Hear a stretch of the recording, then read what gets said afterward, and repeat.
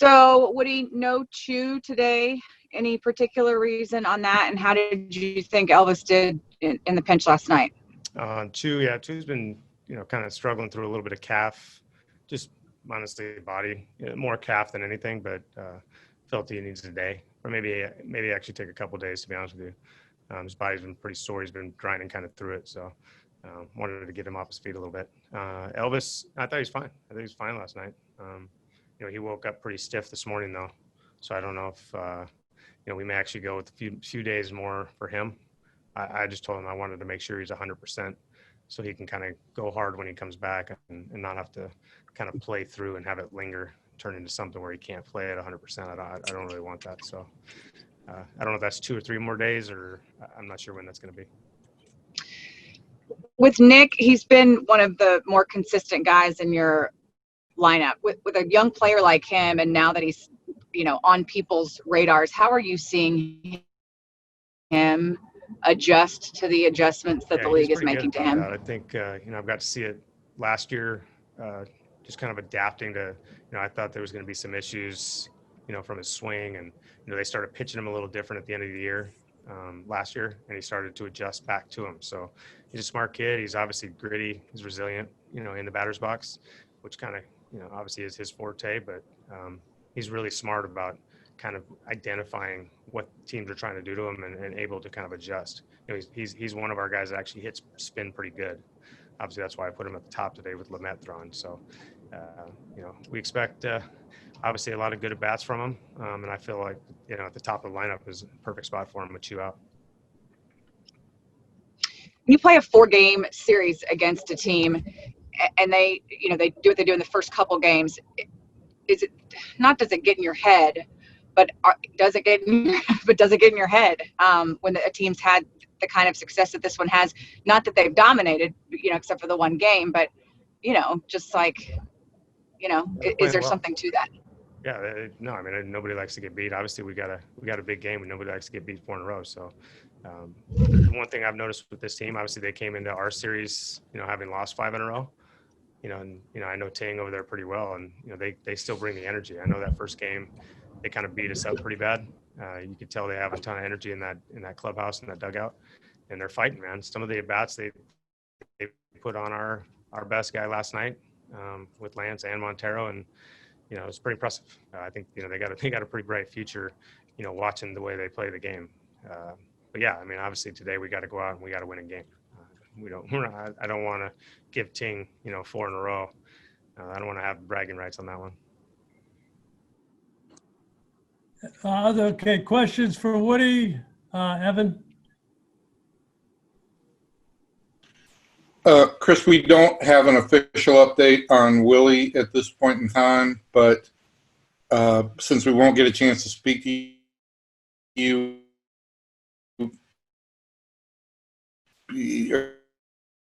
are you optimistic he'll play again? Seeing what I saw and what he was saying about it last night, and then he came in this morning and was pretty sore. So, I don't know how optimistic I am. I hope so, that he can somehow get back and play for us.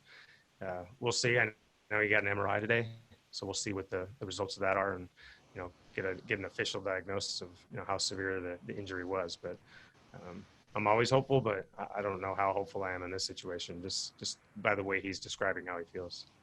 So given that, and we know that's going to be an IL move of some type, and Elvis's situation, should we expect Yadiel Rivera to be activated tonight? Potentially. I think it depends on what we do with Elvis. If we feel like Elvis needs more time, I don't know if it'd be an IL situation, but yeah, I mean, it could be a possibility. But yeah, right now, if Elvis can't go for even 2 or 3 days, you don't have a backup shortstop, do you? Yeah, I mean, he didn't feel great, but he obviously came in the game last night and was able to kind of fill that role. I think moving forward, if it's going to be a couple more days like that, I wouldn't use him like I did last night. I think I would just kind of let guys roll and just have him as an emergency if that's a situation. He could say he can play. I just he's not 100%. So I may not use it like I did last night, where it was more strategic than it was out of necessity. But tonight it would be probably more out of necessity than actually strategic. Okay, thank you. Other questions, please. Chris. am I correct? Adolis is on the taxi squad that traveled, correct?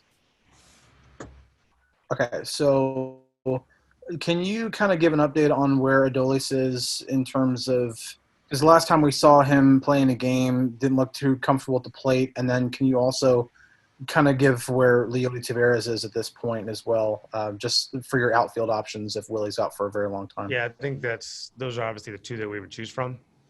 Just looking at, we're discussed those two obviously to bring with us.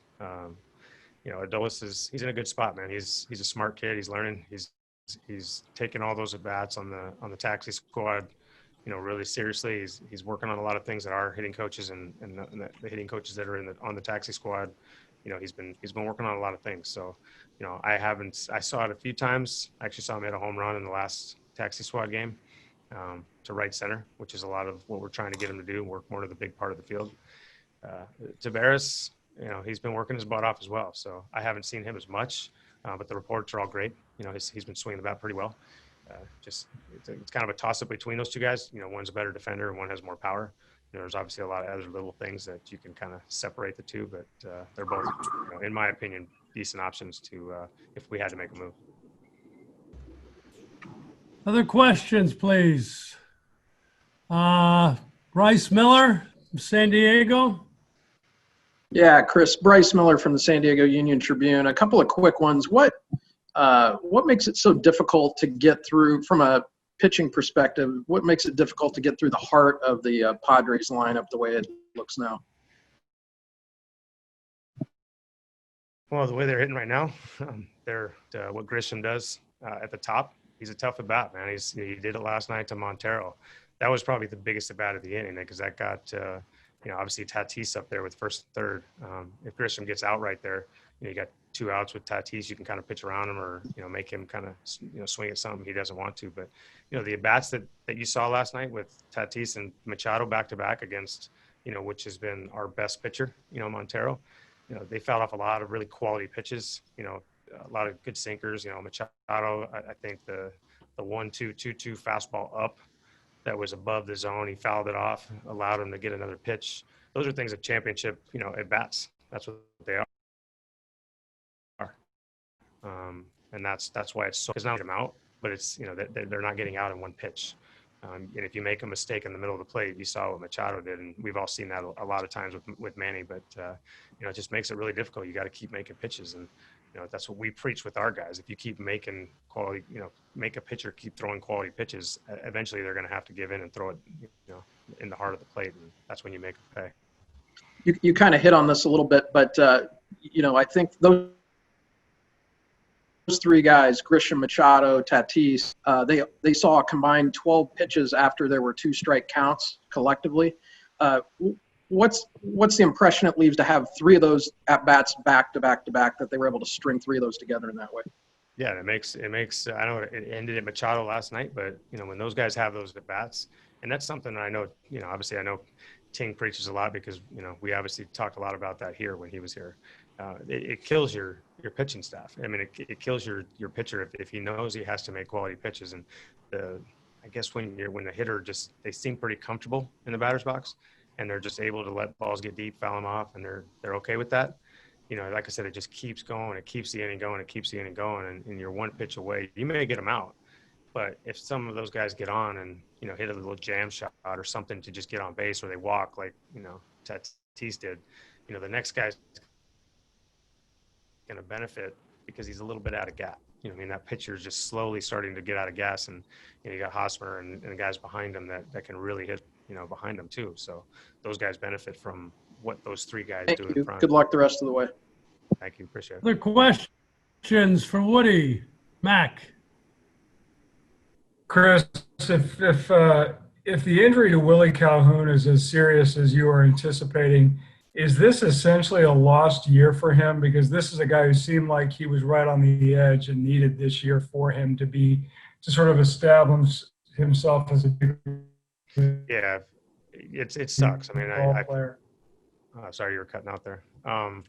Yeah, it's. I feel really bad for Willy because Willy's put a ton of work in especially the last year. He was really excited about this year. the off season from the year before, and then this off season, he was, as ready as I've ever seen a player. He was hungry. He was ready to take on the world, basically, take on the league. And, what happened in spring training, obviously derailed him. And, we had the quarantine. It took him a while to get back. And, he was obviously really excited that he wasn't going to miss any time. And then he ends up missing a little bit of time in the beginning of camp. And, now this happens. I feel for him, but he's got a great attitude. I talked to him last night and today. He's looking at it through, hey man, there's better days ahead. He's just going to stay positive and battle through it, because that's all you can really do at this point. He's not going to feel sorry for himself. He's going to put the work in to get back healthy. If that's at the end of this year or maybe not, he's still going to work his butt off, just like he has in the past couple of years, because he knows there's brighter days ahead. Woody, how deflating is it to have fought back the way you guys had the last couple of nights and it not be enough? Yeah, that's probably the toughest loss I've been around. Especially just how hard we fought. We're down 5-2. We hit a big homer early, got the lead, and obviously gave it right back. And for our ball club to kind of fight the way it did, especially a few times tonight, to get back into it and tie it up, and it's tough. I mean, that's baseball, though. We've all been a part of it, and we got to hold our head high and come back and fight again tomorrow, because the thing is, the beautiful thing is we come back and play another game tomorrow, and we continue to do that. So we just can't keep fighting. We can't stop fighting. We can't quit. They're pretty upset in there, because they felt like they fought hard enough to win a game tonight, and we didn't do it. But we got to come back tomorrow and put the same effort out. And it's not against San Diego. I mean, something about this team, you just need to get away from them, or yeah. I mean, yeah. They beat us 4 times, and they bat pretty well against us. We kind of hit their bullpen a little bit. We were in, aside from the first game, we were in all 3 other games, and we just haven't been able to find that key hit to put us over the top, or the key out to get us a victory. Like I said, it's a gut wrenching loss, but we're not going to be happy about it. But we're going to come in tomorrow and fight our butt off. Kyle had mentioned that it wasn't really in his brain about the grand slams in the previous 3 in the series. Was it on anybody else's mind, or is that something we're talking about on the outside and not really? No, we're not talking about that.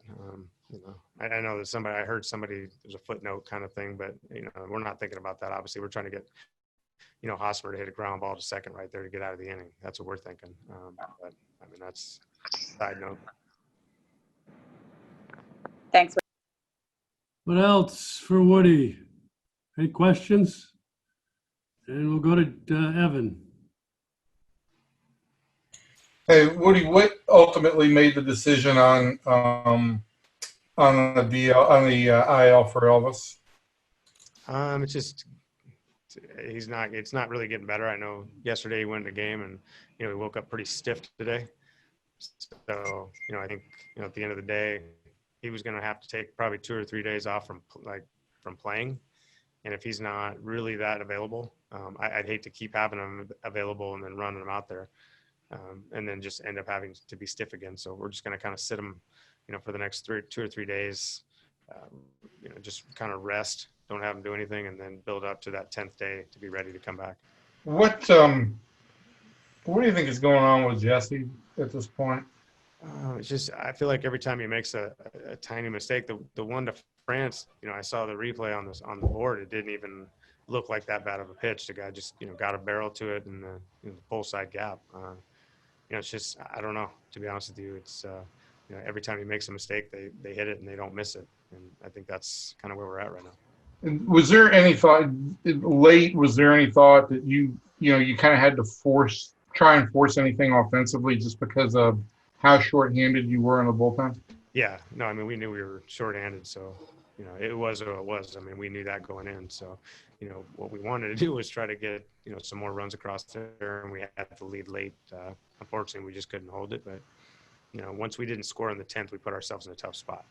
With the runner on second, nobody out rule, it's you got to kind of do what they did and score right away, especially when you're the visiting team, to put the pressure on them in the bottom half. Thanks, man. Appreciate it. Other questions? Let's go to Chris. You mentioned wanting to get an extended look at Jose Trevino, and he's Looks like he's doing pretty good. What is he doing to make you want to put him in the lineup more, and especially as Robbie starts getting closer to coming back? Have the wheels started turning there yet? Yeah, I'm always thinking about that. But Jose's, I've told a lot of our guys around the organization that this guy's going to hit. Just what I've seen from a swing standpoint, as much as he works on it, and the consistency that he has with the at bats. The one thing he's got is a ton of grit. When he's in the batter's box, and now he's added some, a lot more power than I think people give him probably know about. So I watch him take BP. I watch him work in the cages every day, and it's he's going to hit, I believe, at this level, and he's proven it right now. Just being consistent, I think, with his at bats is huge for us right now. Just really quick too on Derek Dietrich. He came on the scene, pretty hot, and it seems like he's kind of cooled off a little bit. Are you seeing something different, or is it just now that people are kind of seeing him and just kind of the lack of exposure maybe led to some success early on? Yeah, maybe. I think it's up to him to kind of adjust back, because I think teams are starting to throw him different pitches. They're spinning breaking balls a lot to him, and I think it's on him to kind of make that adjustment and either take that away from him or be able to take those pitches that are down. Yeah, I mean he's not as hot as he was in the beginning, but he's obviously been around a long time, and I would expect him to be able to adjust and kind of adapt to the way people are pitching him. Thanks, Chris. Take a few more. Alex. Woody, you got to look at Luis Garcia. What can you evaluate based on what you've seen from Garcia? Yeah, he looked good. I mean, he faced some pretty good hitters in their lineup, and made him look kind of silly. So unfortunately, just had the runner on second, nobody out in that last inning, gave up a ground ball up the middle, that ended up winning the game for him. So he battled his butt off for us out there. To ask him to go basically 2 1/3. He was on his second up right there. So I mean, he's a warrior. He's been good for us. Now you've gotten your look at how the extra inning rules have gone the last 2 nights. Are there any opinion differences from when it first came out? No, I don't think so. I think it's as we expected. I was hoping to be 2-0 and not 0-2, but it just places the importance on that first inning. When you're the visiting team, you kind of set the tone. Yesterday we had a really good opportunity. We had bases loaded, nobody out. Today, once Frazier went down, the first batter, it puts you in a little bit of a difficult spot. You'd like that runner to be at least in third, but at the same time, you'd want to score multiple runs, not just one. But I was hoping we'd at least push one across there to put a little pressure on them in the bottom half. Thanks, Woody. Jeff Sanders. Yeah, can you sense when another team is iffy about its bullpen? Is there an energy or something that that you feed off as a lineup? Yeah, I think so. We talk about it. Obviously, you get reports and you see how they're, you kind of sense it and feel it, and it's kind of like shark smelling blood. I mean, it is what it is. Like, we know that that's not their strength. So we feel like we can score. I think we need to take that approach to every guy that we face. Obviously, Lamet was really good. He's got a really good fastball and a really, really good slider. So he was tough on us tonight. We didn't do a whole lot against him. We did end up getting 2 off him in that other half, but we knew once his pitch count was high that we were going to get in their bullpen, and that's what we wanted. Great, thank you. Anything else? Let's go to Mac. Last question. Hey, Chris, in light of how short this season is, do you feel like your players are feeling that and are pressing to try to get this thing done quickly because there just isn't that much time? I think early on, I think that was the case. Tonight was obviously, I felt like our bat quality was more relaxed. We got some big hits. Some guys, took some rips. Like look at Solak in the 9th inning to tie the game. We got some big hits late tonight. But I think, earlier on in the season, the first couple of weeks, yeah, I think guys were pressing a little bit. They were, we didn't get off to the best start, so they were pressing. Offensively, we haven't been that consistent. Tonight was probably one of our biggest outputs, and we need to have that consistency every night to just constantly pressure on the offensive side in order to have a chance, because we just haven't been doing that consistently every day.